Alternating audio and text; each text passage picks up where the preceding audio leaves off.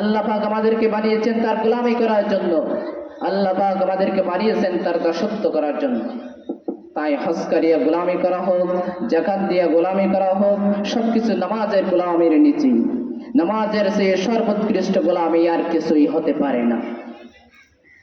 আমি যে গোলাম তার সর্বোৎকৃষ্ট প্রমাণ হচ্ছে নামাজ। বাদশাহ হোক, এমপি হোক, মন্ত্রী হোক, রাজা হোক, আপনি যখন নামাজে দাঁড়াই গেলেন তখন এদিক ওদিক আর তাকানোর কোন সুযোগ নাই, শুধু সিজদার স্থানে তাকানো যাবে। নামাজ শুধু ইসলামের গণ্ডির মধ্যে প্রবেশের প্রমাণ।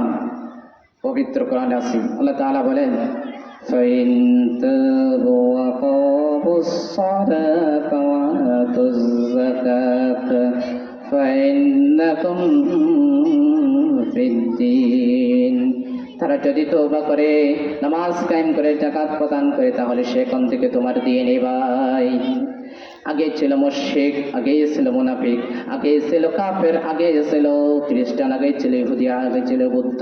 কিন্তু যখন নামাজ ঈমান এনে ফেললেন, তাহলে সেখান থেকে তোমার দিনই পাই।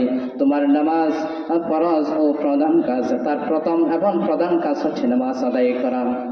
নামাজ হচ্ছে দিনের মধ্যে দিনের প্রধান তরণ, নামাজ হচ্ছে দিনের প্রধান গেট। সুতরাং দিনের মধ্যে প্রবেশ করতে হলে এই গেট দিয়েই প্রবেশ করতেই হবে।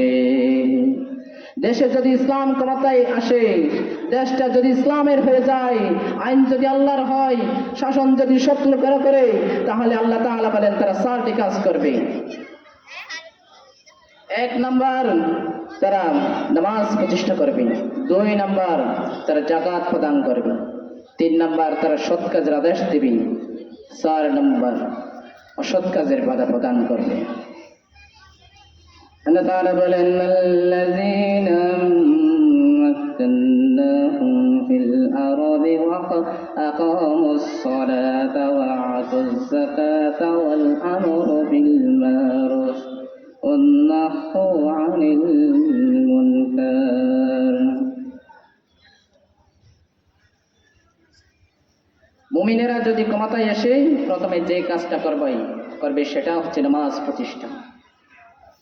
ওয়াজ নসিহতে তখন আর অনুরোধ করা হবে না, বন্ধুরা ভাইয়েরা নামাজটা কষ্ট করে পড়ুন।